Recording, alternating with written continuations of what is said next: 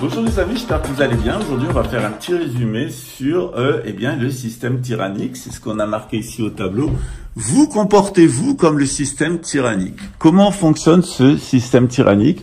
Eh bien, son histoire a commencé avec le nationalisme. Le nationalisme, c'est le moment où la noblesse ne veut plus participer à la civilisation, ne veut plus intégrer de nouvelles personnes. C'est Philippe le Bel qui détruit les Juifs, qui détruit les Templiers et qui va construire une machine de guerre avec laquelle la monarchie française va générer des guerres dans toute l'Europe, en particulier la guerre de 100 ans. La doctrine de base, c'est le nationalisme, qui est un véritable cancer de la cité et qui génère toute une génération d'abrutis qui n'arrivent plus à intégrer les nouvelles personnes. Ça arrive tout simplement lorsque la civilisation ne fonctionne plus. Eh bien, la noblesse se braque sur elle-même, elle devient agressive. Et ce qui va se passer, c'est que, faute d'intégrer les nouveaux venus dans un projet civilisationnel, elle va se mettre à se regarder le nombril et partir en guerre contre tout le monde. C'est les guerres d'Italie pour la France, c'est la guerre de 100 ans d'abord, ensuite les guerres d'Italie, ça n'arrête pas. Toute la fin du Moyen-Âge et la Renaissance, ça épuise la France, ça met la couronne dans les mains des banquiers. Qui, lorsque les rois sont intelligents, finissent par les foutre en prison et les déposséder. C'est la meilleure chose qu'on puisse faire. Et au pire, ils prennent le contrôle de la couronne et ils la font tomber. C'est ce qui est apparu avec Louis XVI. Le deuxième élément qui est apparu, c'est Big Pharma. Big Pharma, c'est quoi? C'est un système qui est basé sur l'empoisonnement. Alors, le capitalisme et le socialisme, ce sont de véritables droguistes. Je passe sur la période soviétique où on injectait les opposants pour les mettre en camp d'extermination dans les stalags. Et je passe sur le capitalisme qui est une société de drogués. Les États-Unis ont actuellement une nouvelle vague de narcodépendants qui a été générée par Big Pharma. Au sommet, on va trouver les gens qui sont derrière l'idée de faire un gouvernement supranational capitalo-communiste. Ce sont de véritables esclavagistes, dépopulationnistes. C'est ceux qu'on appelle les banksters. Et eux, ils se servent de leur capital pour s'équiper d'armées qui vont mener la terreur partout dans le monde avec des policiers complètement à leurs bottes. Et de l'autre côté, Big Pharma avec ses propositions de santé complètement artificielles et un monde de drogués et de psychopathes. Donc la violence, l'empoisonnement et au-dessus, on a un système d'oisifs qui veut gouverner le monde et qui est rentré dans un programme génétique, dépopulationniste, etc. À nous de savoir si on veut se comporter comme ce système tyrannique, c'est-à-dire est-ce que vous pensez que votre argent vous permet d'esclavagiser les autres, Est-ce que vous pensez que vous devez soigner votre santé avec des drogues de Big Pharma? Et est-ce que vous pensez que la violence, les guerres incessantes de l'Occident et la violence policière sont légitimes? Alors évidemment, il s'agit de l'hémisphère nord, pas de l'hémisphère sud, puisque dans l'hémisphère sud, on est dans un processus de création de la civilisation. On est en train de sortir de ce système. Ici, au Brésil, on a connu la colonisation. La colonisation, c'est quoi? C'est d'un côté des banquiers qui veulent faire du fric en colonisant, qui envoient des pelotons militaires pour se saisir du pays, et puis c'est l'extermination des gens avec des systèmes complètement capitalistes d'esclavagisme ou des systèmes complètement socialistes, comme ceux qui avaient été mis en place par les jésuites. Donc dans ce système-là, c'est aussi à vous de vous positionner. Est-ce que vous voulez, avec votre argent, vous comporter en véritable petit esclavagiste, ou est-ce que vous voulez vous servir de votre argent pour libérer autrui? Comment est-ce que vous gérez votre santé? Est-ce que vous allez la gérer avec des drogues, avec des machines quantiques, etc. Ou est-ce que vous voulez une santé naturelle? Et puis d'autre part, dans la conception de l'identité, est-ce que vous allez tomber dans les propositions de Zemmour, Dupont-Aignan, Le Pen, etc. C'est environ plus de 55% des Français qui pensent de cette façon-là. C'est-à-dire, est-ce que vous êtes un véritable cancer pour le pays? Est-ce que vous allez être les abrutis de service, c'est-à-dire les nationalistes qui sont plus capables d'animer une civilisation, qui ont détruit la civilisation européenne et qui ensuite sont allés détruire toutes les civilisations dans le monde entier.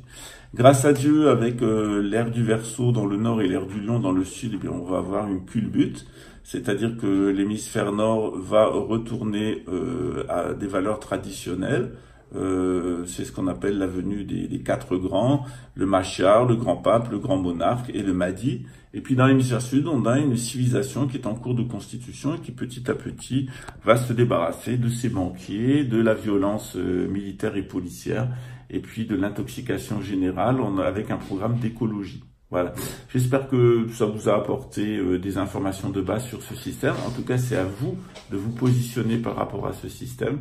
Est-ce que vous voulez contribuer à ce système en étant pharmacien et en droguant les gens, en étant dans l'armée et en menant les guerres coloniales de la France, de l'OTAN, de l'ONU, et puis est-ce que vous voulez vous servir de votre capital pour asservir autrui et mener des politiques d'esclavagisme des autres avec une technique qui est très simple, qui est toujours la même, détruire le matériel, couper les ressources, et puis mener des campagnes médiatiques d'intoxication. Alors cette politique-là, c'est une politique de bankster.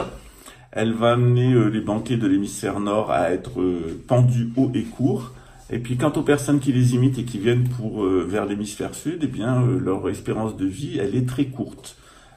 Parce que on s'oriente vers des mouvements sociaux au niveau mondial et que les premières personnes à faire les frais de ce système d'esclavagisme, eh bien, ce sera les premiers éliminés. Bonjour les amis, je suis Nicolas André, je viens de France, je suis arrivé ici pour aider sur le projet de la construction d'un temple. J'ai anciennement vécu des problèmes de santé il y a très longtemps et grâce à la médecine indienne, ayurvédique, et des pratiques de médecine traditionnelle chinoise, j'ai pu sortir de mes problèmes de santé et retrouver une vie normale, une vie agréable et épanouissante. Olá todo mundo, bem-vindo nesse canal, o canal do Templo Escola Budista pelo Rio de Janeiro, Praia da Macumba, Recreio dos Bandeirantes. Eu sou Pascal Trefengui. Eu sou professor de budismo, tenho também um nome indígena, porque eu fui integrado na comunidade indígena do Brasil como Shohan. Isso é uma novidade, mas eu sou aqui para fazer algumas aulas. Hoje vamos receber Nicolas. Quem é Nicolas? Ele é dos ajudantes e diretores espirituais do centro, aqui desse templo escola budista da Praia da Macumba. Ele é mais especialista do que se chama a medicina Ayurveda da Índia. Hoje vamos falar da medicina Ayurveda da Índia. O que é a medicina Ayurveda? Como ela pode nos ajudar? Nicolas é dos especialistas da medicina Ayurveda que temos aqui dentro do nosso templo escola budista, e hoje ele vai dar um ensino em francês com subtítulos em português. O que ele vai falar? Ele vai falar do quê? Qual é o interesse, o que se chama no budismo, a fruta? Qual é a fruta da prática da medicina Ayurveda? Como podemos nos aproveitar dela para ter uma saúde física com yoga, uma saúde psicológica e também uma saúde espiritual. Que é desse propósito? Vamos. Está escrito aqui em francês, mas a gente vai ter uma tradução em português, em inglês, em alemão, em espanhol. O que vamos ver hoje é que a medicina Ayurveda é uma medicina muito antiga. Miles e miles de anos. Tem algumas pessoas que falam de 30 ou 40 mil anos. A certeza é mais ou menos 10 mil anos. Qual é a origem dessa medicina? Quais são os textos básicos que podemos estudar para compreender como funciona? Qual é o contexto intelectual desse tipo de medicina, seja a ciência moderna, a física, a biologia, como funcionam as coisas. Vamos ver o contexto e vamos também ver o objetivo, o propósito dessa medicina, seja o propósito dessa medicina, como ela funciona. Vamos ver. Mas tem que saber que essa medicina tem um objetivo. Esse objetivo é mais que a saúde física, é mais que a saúde psicológica, é mais que a saúde espiritual. É uma saúde que podemos chamar de cósmica, porque ele gera ordem e prazer. Em um segundo ponto, vamos ver quais são os meios dessa medicina, como ela funciona. Ela é uma medicina de investigação. Ela investiga o corpo físico, o corpo sutil. Ela investiga a mente, ela investiga também o espírito, até a Kundalini, essa energia residual que fica aqui embaixo da coluna vertebral, nossa coluna. Quais são os tipos de tratamento? Massagens. Podemos também lavar todos os intestinos e beber a urina. Que isso, gente? Beber a urina? É sim, é. E se faz por milhares e milhares de anos na Índia. E não só na Índia, porque eu falei com indígenas, eles usam também esse tipo de cura. Vamos ver os 8 pilares do yoga. O que é o yoga? Yoga, como fala a palavra sânscrita yoga, significa a ligação. Como podemos aproveitar uma ligação do corpo com a alma e com o espírito. No final, vamos ver alguns dos conceitos da Índia. Os tipos de yoga tem 3. Ayana, Bhakti, Karma. Não se preocupem com o vocabulário. Vamos dar a definição de cada palavra sânscrita que vamos usar hoje. Outra coisa, vamos falar do Samadhi. O que é o Samadhi? Qual é a Kundalini? Como ela se acorda? Como podemos receber o despertar espiritual? E depois vamos falar dos asanas, as posturas de yoga. Vamos falar das kriyas. Kriyas é o quê? Kriyas é essas gritarias que podemos ter. Essas manifestações físicas, nervosas. Pode ser crises de desintoxicação. E vamos falar também de tapas. Tapas não é um prato da Espanha que se come para o aperitivo. Não, gente. Tapas é uma coisa que trata de equilibrar o ser humano dentro dele e com o meio ambiente, e também de purificação com água e de queimação, boom, com fogo. Gente, muito poderoso tudo isso. Vamos ter a oportunidade de explicar alguns conceitos muito interessantes e como apareceu o conceito de Theos, o Deus, dentro das tradições greco-romanas, que tem ligação com indo-europeus e com a Índia, por um lado, e a Europa do Norte e Atlantis, pode ser, no início, o que se chama a tradição primordial. Vamos também falar da diferença de Buda e Buda. Que é isso? Buda. É sim. Buda é uma planeta. É sim. Mas Buda também é a natureza de nossa consciência.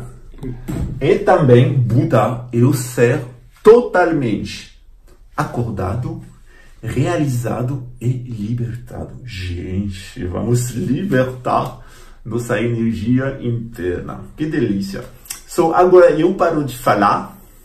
Tem subtítulos em francês para os franceses, mas o Nicolas, nosso especialista do Ayurveda, ele vai falar em francês com subtítulos aqui, não só em português, também em inglês, em espanhol, todos esses idiomas que as pessoas querem ouvir nesse canal. Abraço. Não esqueça de se cadastrar para receber notificações do canal. Sejam bem-vindos. Bonjour les amis, je suis Nicolas André, je vais vous parler d'aujourd'hui de la médecine ayurvédique dans le cadre du temple bouddhiste à Recreio dos Bandeirantes, ici à Rio de Janeiro. La médecine ayurvédique, vous en avez peut-être entendu parler, c'est une médecine antique qui remonte de l'Inde des mystères, d'il y a plusieurs milliers d'années, de plus de 5000 ans. C'est une médecine qui fait toujours ses preuves actuellement, qui existe à un niveau universitaire et qui aide toujours actuellement des millions de personnes dans le monde et qui, à côté de la médecine allopathique, une médecine qui tient une forme de sagesse dans sa compréhension de l'œuvre de la vie, qui est un lien en Dieu, par le corps, l'âme et l'esprit. C'est une médecine qui permet de se connecter en profondeur à une nature divine qu'on appelle le soi, le soi en Inde qu'on appelle l'atma, l'âme, et l'atman au niveau du soi supérieur, le soi cosmique. C'est une médecine dont je vais vous parler aujourd'hui par rapport aux textes fondateurs qui sont 3 textes principaux, philosophiques, aussi de traités de médecine, et au niveau de médecine chirurgicale aussi. Donc ces 3 textes que nous trouvons dans la médecine indienne sont tirés principalement du Charaka. Le Charaka, c'est un texte fondateur qui est arrivé 500 ans avant Jésus. Le deuxième texte est le Sushruta,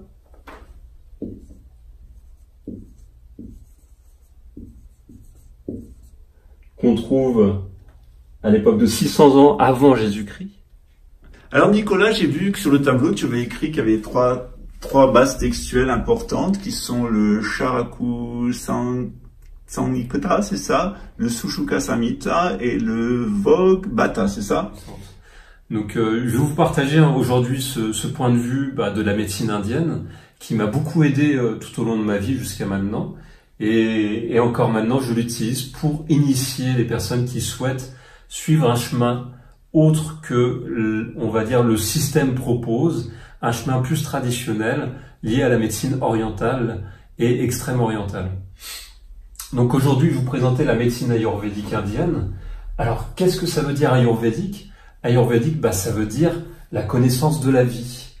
C'est un terme sanskrit qui précise que par ce chemin de la connaissance de la vie, nous retrouvons notre propre nature fondamentale.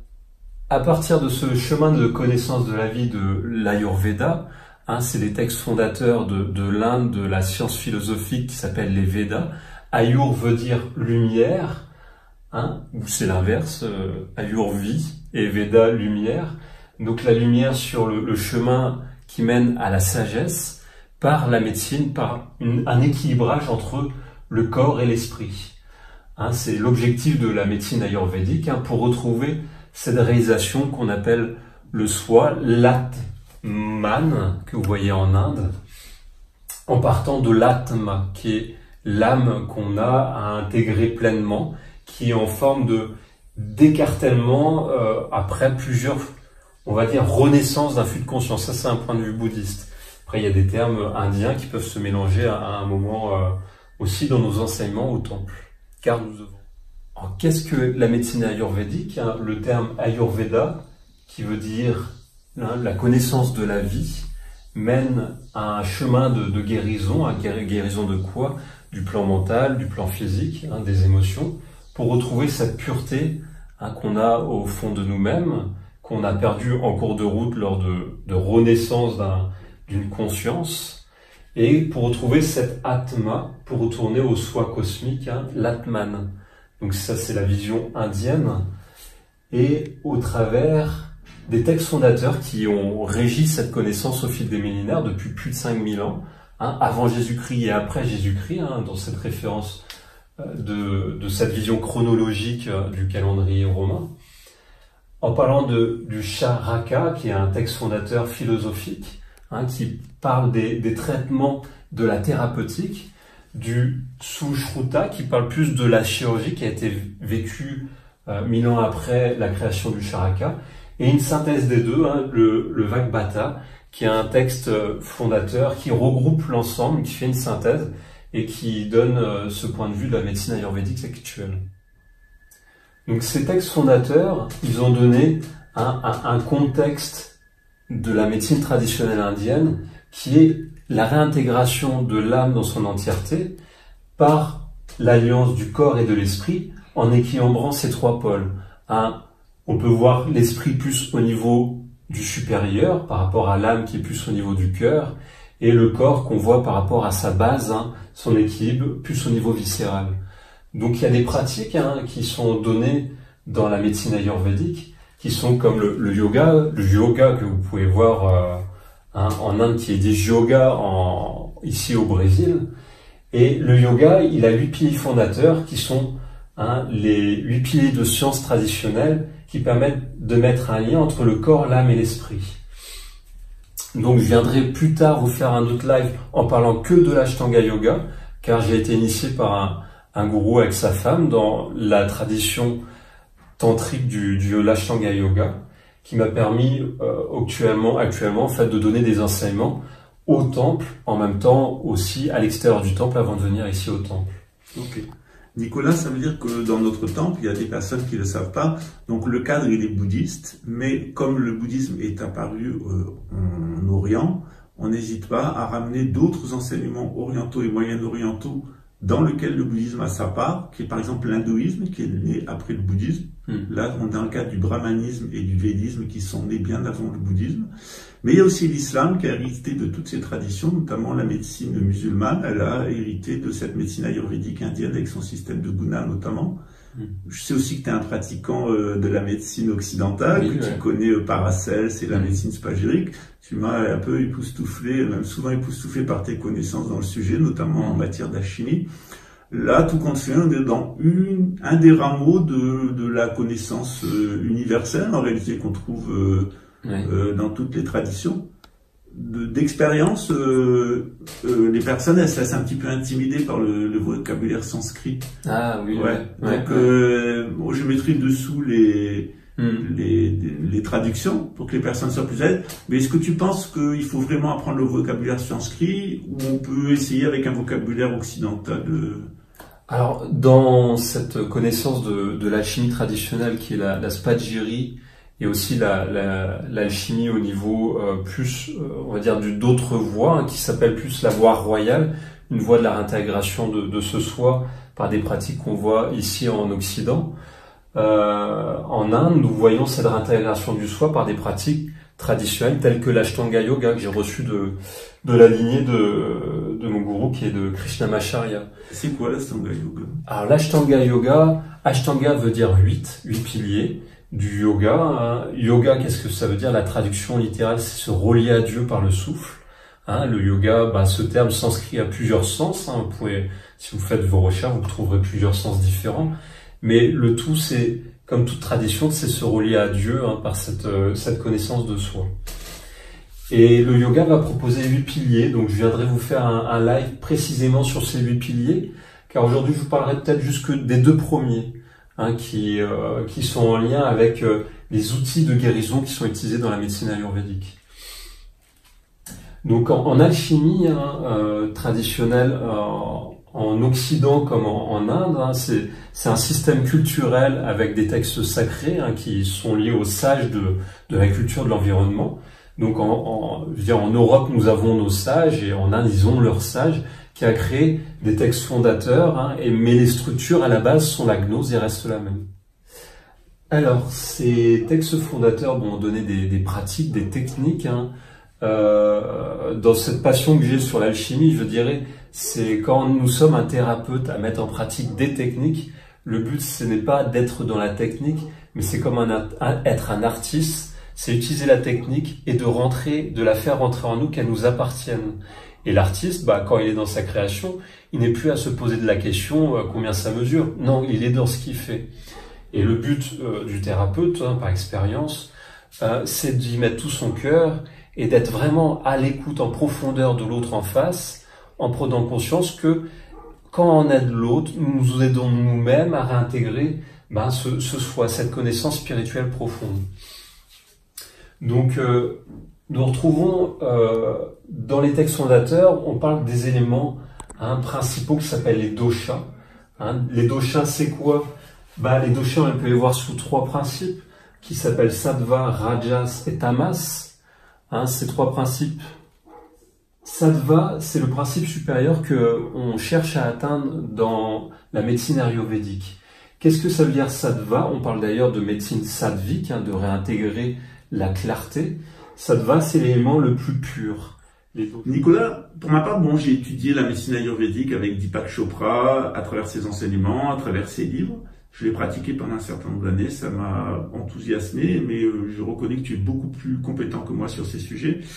Pour un public qui ne connaît pas beaucoup l'hindouisme, on parle de gunas, je crois que c'est la structure même de la réalité, c'est ça. Oui. Et les doshas, c'est la manière dont cette structure de la réalité, elle va s'exprimer à travers des types psychologiques, c'est ça? C'est exactement ça, sur un principe d'effet énergétique qui donne la personnalité en fait de l'être. Et donc tu parles de Deepak Chopra. J'ai étudié avec un ami de Deepak Chopra qui s'appelle Aziz Alamrani-Jouté, qui a eu les enseignements en même temps que Deepak Chopra. Et les 3 gunas, c'est les structures qui composent la réalité. Donc ce sont des influences, on va dire plus informationnelles, qui vont après se décomposer en structures énergétiques qu'on appelle les doshas. Le dosha, c'est quoi? C'est des types psychosubtils, on peut dire, c'est ça? Psychosubtil, quand je parle d'énergétique, ce qui fait que ça va donner des effets. Et ces effets énergétiques vont donner une personnalité. Dans un caractère, une personne qui est Vata, c'est quelqu'un qui va déjà avoir une corporalité très fine, très aérée, et va être plus dans l'intellectuel. Au niveau Pitta, ça va être quelqu'un qui va être plus dans le feu, dans l'action, plus explosif, plus instable. Et Kapha, c'est quelqu'un de plus stable, plus physique, robuste, plus dans la matière, qui va être un peu plus dans l'inertie. Donc après, nous avons une possibilité dans la personnalité, quand on étudie l'astrologie ou la numérologie, le thème d'une personne, en profondeur dans ses états d'âme et dans ses facettes égotiques, nous pouvons mesurer à différents degrés dans lesquels il se trouve. Des fois, c'est Vata plus Pitta ou Pitta plus Kapha. Il y a des mélanges énergétiques. Ce qui va donner une carte d'identité énergétique de la personne. Alors, pour en revenir à la gnose, dans la gnose, on a 5 éléments traditionnels. En fait, ce que nous explique l'Inde, c'est que ces 5 éléments, l'élément espace et air, il va plus se rencontrer dans la structure sattva de la réalité, et dans le type Vata, des personnes fines, élancées, spirituelles, plutôt de la caste du clergé. L'élément feu, il va plutôt se manifester à travers l'élément cosmique Raja, et puis le type de tempérament des Pittas, c'est-à-dire les personnes emportées, teigneuses et violentes. Et puis Tamas, c'est plutôt l'élément eau et l'élément terre qui vont se manifester avec des personnes qui sont un peu dans l'obscurité mentale, mais qui ont beaucoup de force au niveau physique, qui sont très enracinées. On peut dire que c'est ça. Enfin, je sais que tu le sais, je le sais aussi, mais c'est pour notre public. Voilà. Oui, c'est exactement ça.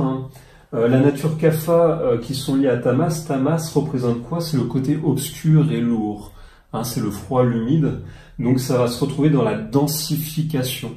Quand on est d'une nature Tamas, nous sommes plus dans une inertie qui nous apporte des problèmes de santé. Donc on peut avoir, par exemple, je vous parlais des choses qu'on étudie dans la médecine ayurvédique, des techniques, des pratiques. On parlera de l'alimentation, qui est la base, vue dans la médecine ayurvédique. C'est en mangeant, en se nourrissant, que nous donnons ce que nous mangeons. Ça, je reprends des termes de la médecine spagyrique et aussi d'Hippocrate, de la médecine de l'Occident.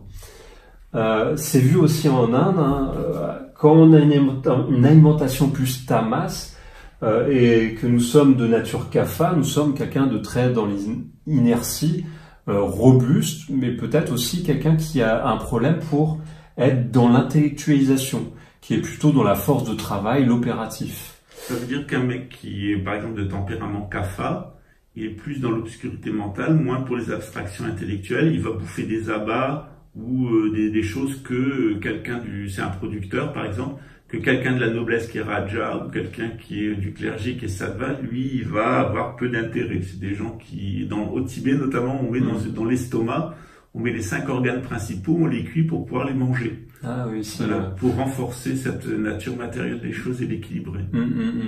Donc voilà, on a des effets comme ça dans les méditations, les pratiques comme du yoga, qu'on va monter en une forme de haute fréquence de la réalité, et pour équilibrer, on se crée des ancrages, des fois par l'alimentation. Tamas en nature kapha va donner une forme d'ancrage, comme Pascal vient de préciser, de manger à certaines périodes de l'année quand l'énergie est très haute, de stabiliser par rapport aux saisons, mais aussi nos états d'âme, ce qu'on vit, parce que à chaque instant, nous vivons tous des choses différentes.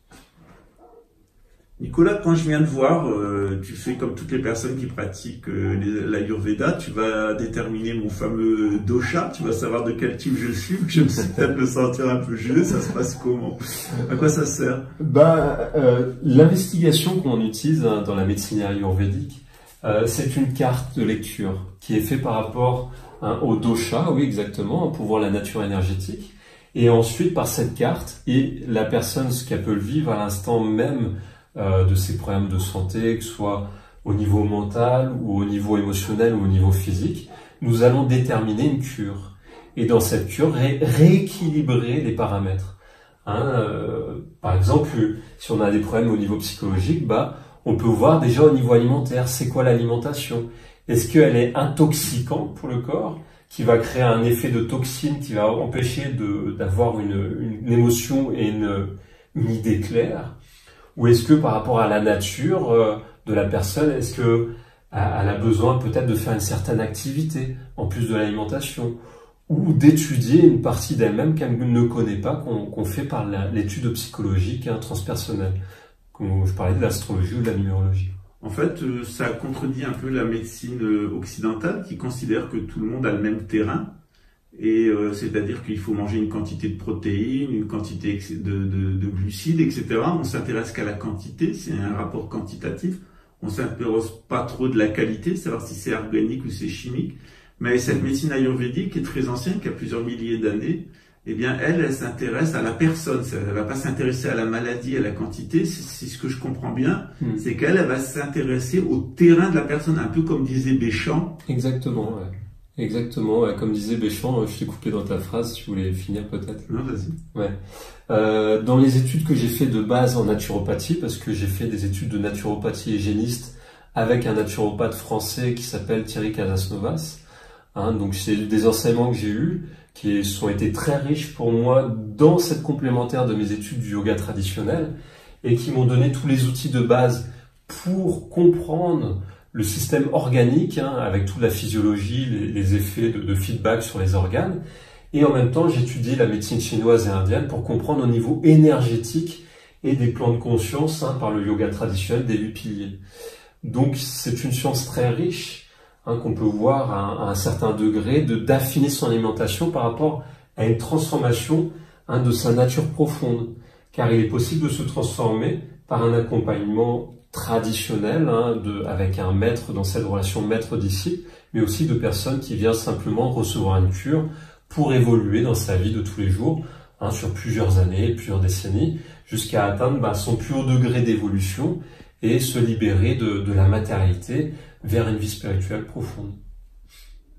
Nicolas, très bien, cette partie de l'alimentation, c'est passionnant d'ailleurs. On s'aperçoit que en fait, on se crée ces maladies en mangeant en fait, et qu'on peut aussi se guérir en mangeant. Dans la pratique de la médecine ayurvédique, moi j'ai pas tout pratiqué, mais j'ai eu beaucoup de bénéfices avec la maroli, notamment quand j'étais en maison d'arrêt. Ça a écœuré tout le monde de me voir mon urine, mais ça m'a beaucoup aidé à me désintoxiquer, de faire des lavements aussi. Ça, c'est un truc qu'on pratique plus, les gays, on est plus habitués à cause de nos sexualité. Je précise que Nicolas est hétérosexuel et qu'il a une petite amie. Voilà. Et aussi, il y a la partie massage que t'as mis au tableau. Alors moi, je suis un bon élève, je vois que Nicolas a mis massage, lavement à Maroli. Tu peux nous dire rapidement de quoi il en est, c'est quoi? Alors, je vous parlais de base, les éléments pour traiter les problèmes de santé étaient l'alimentation. Dans notre corps physique, nous avons plusieurs filtres. Nous avons les plus gros filtres qui sont les intestins, le gros intestin, intestin grêle. Nous avons le foie, le pancréas qui est un organe plus qui va émettre des fluides pour faire des corrections dans la digestion. Après, nous avons aussi la rate, c'est aussi un organe qui émet des substances. Et nous avons ces filtres principaux qui est la peau, aussi les poumons qui vont filtrer l'air, et aussi les glandes au niveau de la gorge, donc quand on fait des angines, on a les amygdales, ce sont des filtres. Donc tous ces filtres, à force d'avoir une certaine alimentation qu'on dirait plus genre tamas, lourde, ou rajas qui est plus épicé, plus qui nous fait rentrer dans l'agitation, et ces filtres s'obscurcissent, ils se bouchent.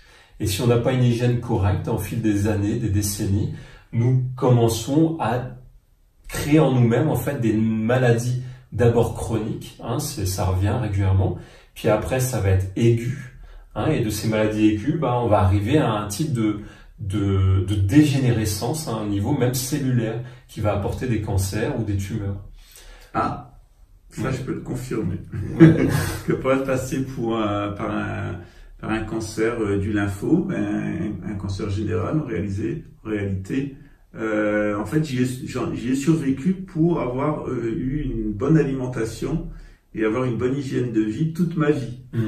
Et c'est ce qui m'a permis de survivre sans... Moi j'ai eu de la chance, j'ai pas eu besoin de faire de chimiothérapie, de radiothérapie. Je suis arrivé à me soigner par le jeûne et par la Life Machine.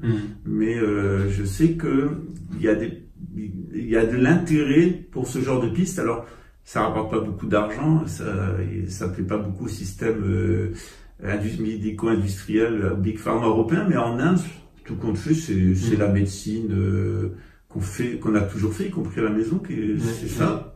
La radionique, hein, quand tu parles de la Life Machine, je connais bien ces principes-là, hein, car j'ai étudié la géobiologie et tout ce qui est les effets radioniques, car je pratique la radiesthésie pour trouver certains remèdes à des personnes qui viennent consulter pour changer des structures profondément en eux. Et ces effets, hein, on les utilise à un haut degré, c'est de l'informationnel. Je pratique un soin alchimique traditionnel qui s'appelle la trame, qui travaille sur ce principe radionique, hein, lié à la tradition plus hébraïque de l'alchimie, qui vient des temples des mystères de l'Égypte antique. Donc en fait, on est ici dans la version indienne, mais on sait les liens entre l'Inde et l'Égypte. Par exemple, on sait que la civilisation indienne, elle a été fondée par les Égyptiens qui ont remonté le fleuve de l'Indus. Je renvoie d'ailleurs au magnifique travail de pyramide, la grande pyramide K 2019 de notre ami, d'un de nos amis. En réalité, ici, on est dans un enseignement traditionnel de l'Inde qui avait complètement son équivalent en Occident, en fait, jusqu'à une période. Exactement, ouais, c'est ça. Hein, les enseignements sont partis d'un point central et se sont diffusés après entre l'Europe et l'Indus. Hein. Et la pratique de la trame, qui est une pratique de soins vibratoires, ce terme vibratoire, bon, c'est un terme moderne, lié peut-être à des sciences actuelles, mais on parle de soins sacrés qui étaient pratiqués au temple. Hein. Pourquoi au temple? À la base, ce sont les prêtres qui pratiquent la médecine dans la caste, hein, du plus haut degré, qui est la caste du sacerdoce, qui est une caste qui va travailler au niveau, en fait, sattvique. Et sattva, c'est le principe de la santé le plus clair. Hein, on va avoir une alimentation légère, voire végétarienne, voire à différents degrés de méditation à certaines périodes de sa vie, plutôt dit végan. Hein. Végan, pourquoi? Parce que c'est une alimentation qui va clarifier le mental, clarifier les filtres, hein, dont je parlais, en buvant des jus de fruits frais, des jus de légumes frais, pour bien se reminéraliser et trouver une forme de régénération spontanée dans le corps par les pratiques, qui va apporter une clarté d'esprit et mettre dans cet état plus vata et atteindre des états de méditation tellement profondes qu'on voit le but ultime, hein, que ce soit en Inde ou dans d'autres cultures, c'est de trouver la libération de ce plan matériel en comprenant la sagesse de la nature. Et cette sagesse de la nature, elle existe partout dans le monde, et toutes les traditions ont leur structure qui sont en cohérence avec leur culture, en fait. Donc la caste sacerdotale, elle est capable d'investiguer sur elle était en charge traditionnellement de l'enseignement, des rites et de la médecine. Comme au Moyen-Âge, par exemple, il y avait les ordres hospitaliers, la médecine était quelque chose de complètement religieux. Ça continue en Inde d'ailleurs avec la caste des brahmanes qui est impliquée dans le système médical. Donc, tu nous as parlé de l'alimentation, tu nous as parlé des techniques qu'il y avait dans les temples. Alors, ça fait un peu rigoler qu'on puisse aller à l'église pour boire son pipi, se laver l'intestin et recevoir des massages. Mais en Inde, c'est comme ça. On fait d'autres choses. Je vois que tu l'as indiqué au tableau et tu sais que tu reviendras sous la forme d'une conférence particulière qui est le yoga, qui va travailler en 8 piliers sur les liens entre le corps, l'âme et l'esprit. Oui. Alors, pour parler des filtres, tout à l'heure, je reviendrai après sur le yoga. On fait des lavements pour purifier le plus gros filtre, et la maroli, c'est une pratique qu'on pratique dans le yoga. Amaroli, hein, la vision en fait que l'urine est sale est un manque de compréhension qui est dans les structures de sagesse de la médecine ayurvédique. On parle de sang filtré quand on parle d'Amaroli. On parle pas que d'une substance, on parle d'un sang purifié, hein, qui est une quintessence alchimique, et que cette quintessence alchimique, que quand on va la boire ou la mettre sur la peau, quand on a un coup de soleil, hein, comme dernièrement, j'ai eu des coups de soleil en étant à la plage, je me suis mis de l'urine avec un peu de barbosa, c'est la plante, j'ai oublié le nom, l'aloe vera, voilà, médicale, que j'ai mis sur la peau, et mes coups de soleil ont disparu en quelques heures, et 2 jours après, je n'avais plus mal du tout. Donc tout ça, ce sont des secrets, hein, ancestraux, et ces secrets ancestraux, ils sont pleins d'esprits liés à la nature. Et ces esprits de la nature, on les réintègre en soi par la sagesse de ces structures. Et la plus grande des sagesses on va dire, pour prendre soin de soi sur tous les plans, hein, on parle de l'alchimie au niveau de la voie royale. Qu'est-ce que c'est la voie royale? Déjà, la voie spagyrique, ça ressemble à la médecine ayurvédique, hein, c'est au niveau de l'Europe, hein, Spagyri de Paracels, donc la compréhension de la quintessence philosophale de l'être au travers des plantes, hein, qui est par aussi la voie de la voie sèche, qui est prendre conscience de la quintessence de la lumière de Dieu au travers un cristal qui se forme dans un régule métallique qu'on appelle la pierre philosophale, hein, le Christos. Et la voie royale qui est pratiquée dans toutes les traditions, c'est la voie de la religion. Se relier à Dieu par des pratiques de prière, d'ascèse, et guidé par le sacerdoce intelligent qui a son plus haut degré en connexion avec Dieu, avec l'unité, hein, qu'on parlait de l'Atman, et qui va donner des enseignements pour se purifier en profondeur et trouver cette quintessence, hein, philosophale qu'on a dans la voie du sèche, du creuset, ou dans celle spagyrique dans la voie des plantes, qu'on va la trouver au centre de nous, dans notre cœur, hein, dans cette voie royale qu'on construit en fait en nous-mêmes. Nicolas, tu nous as fait un tableau qui est très chouette, ça nous permet vraiment de suivre en même temps. Vraiment, je te remercie du travail de clarification que tu as fait. Je vois que tu nous dis qu'il y a quelques concepts de l'Inde, notamment qu'il y a 3 voies. Qu'il y a un concept qu'on doit comprendre, c'est le concept de Samadhi. Peut-être si tu veux, on y reviendra une autre fois avec Kundalini, on en a beaucoup parlé sur cette chaîne. Puis ensuite, j'ai vu que tu nous as parlé du yoga avec les asanas, avec les kriyas et les tapas. Est-ce que tu serais assez gentil pour nous expliquer c'est quoi ces 3 voies? Oui. Alors ces 3 voies appartiennent à la structure du yoga, quand je viendrai vous faire un autre live. Les asanas, qu'est-ce que c'est? C'est le 3e pilier du yoga traditionnel.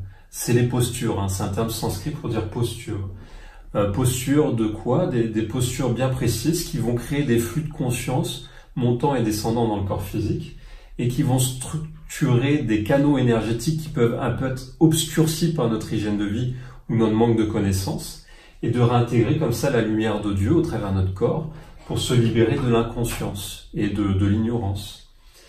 Qu'est-ce que c'est les kriyas?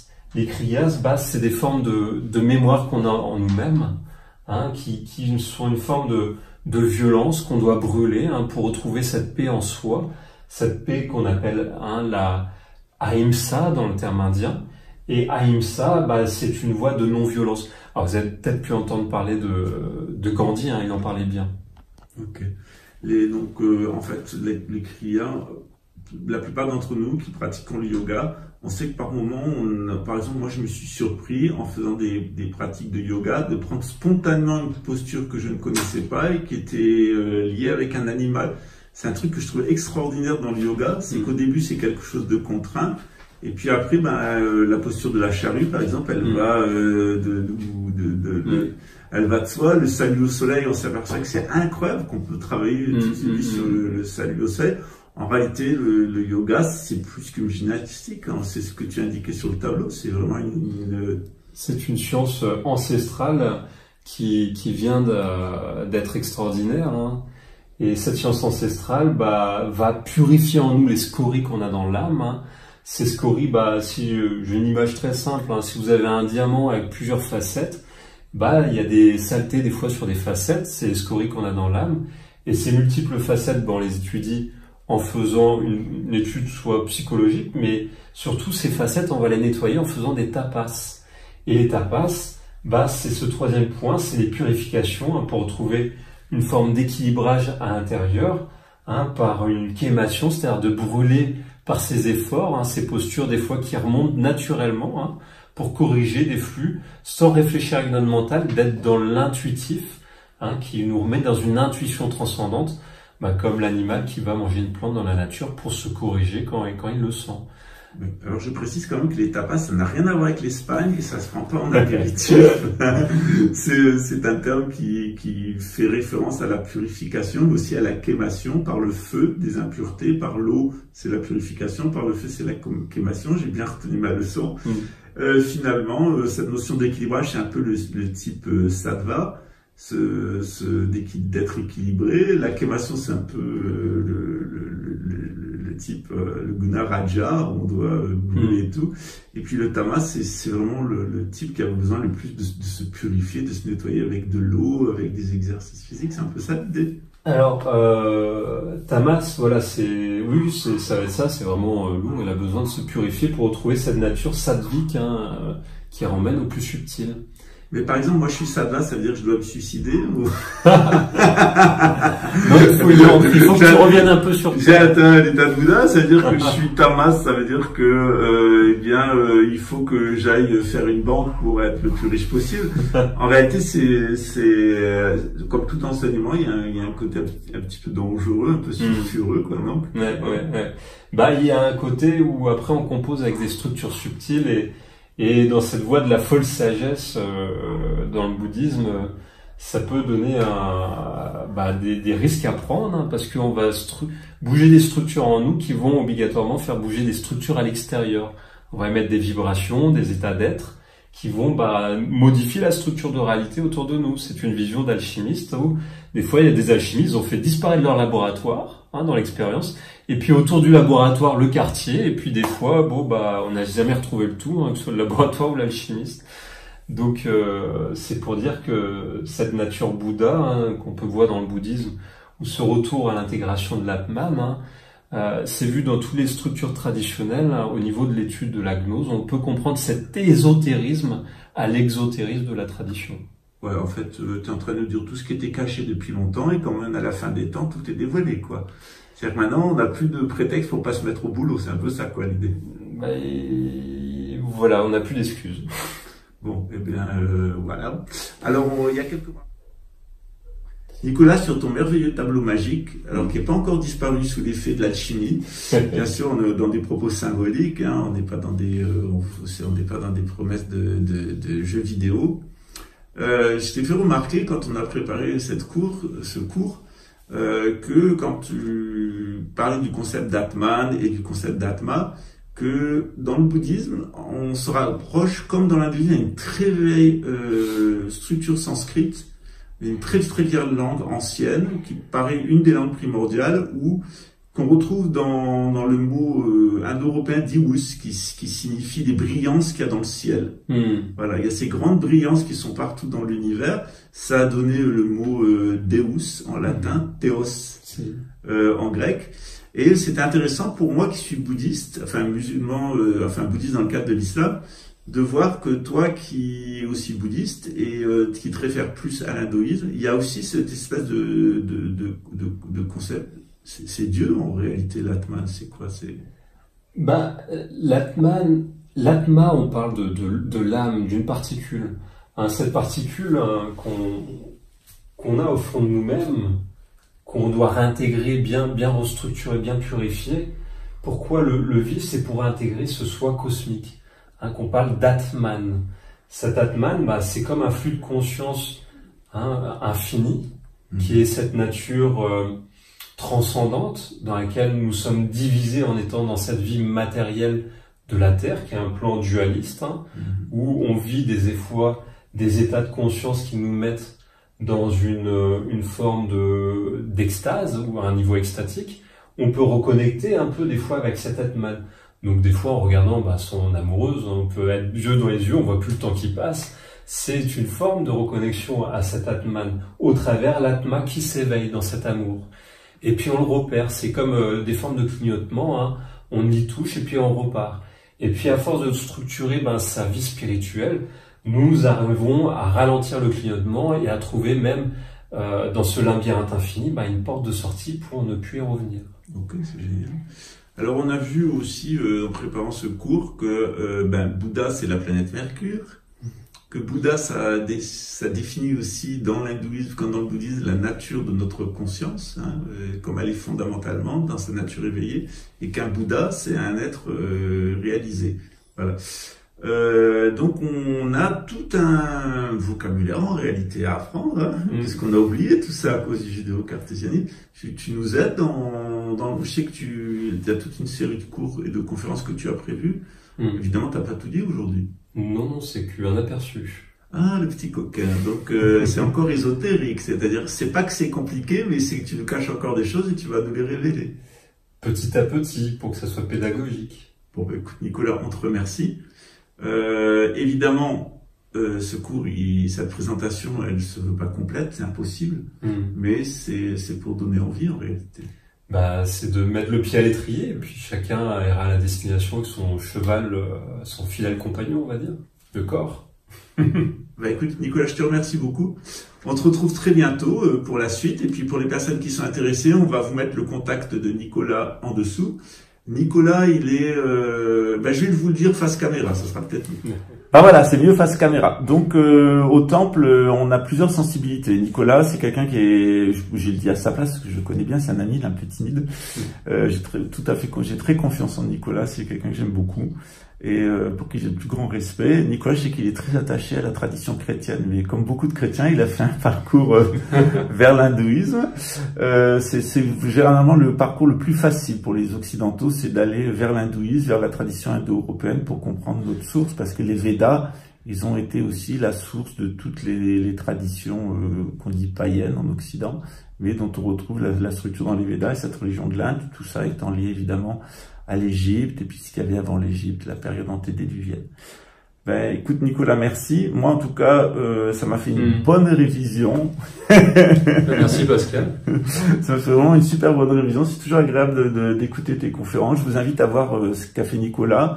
Le travail de trame, c'est quelque chose qui est lié en particulier à la chimie, à la naturopathie, à la tradition occidentale, mais on retrouve exactement la même chose dans la médecine ayurvédique et on retrouve exactement la même chose dans le bouddhisme. Alors, il y en a qui disent Allah, il y en a qui disent Atman, il y en a qui disent la, et puis il y a des personnes dont l'âme individuelle, l'ego, a réalisé cette âme cosmique qu'on appelle le logos. C'est souvent le cas des chrétiens qui ont cette relation un petit peu dans la philokalie, la prière du cœur, on a ça. Voilà, l'oration, Jésus, notre Seigneur Jésus, aie pitié de moi, aie pitié de mon âme et guide-moi. Voilà, c'est un petit peu ça. En tout cas, c'est toujours passionnant d'être au moins avec vous et au plus d'être avec tous les amis qui sont ici autour. Un grand merci à vous tous et puis on se retrouvera pour d'autres conférences avec Nicolas puis sur différents sujets, notamment avec le Lama Sébastien qui va encore nous apprendre des choses invraisemblables et cette fois-ci en français. Ciao les amis.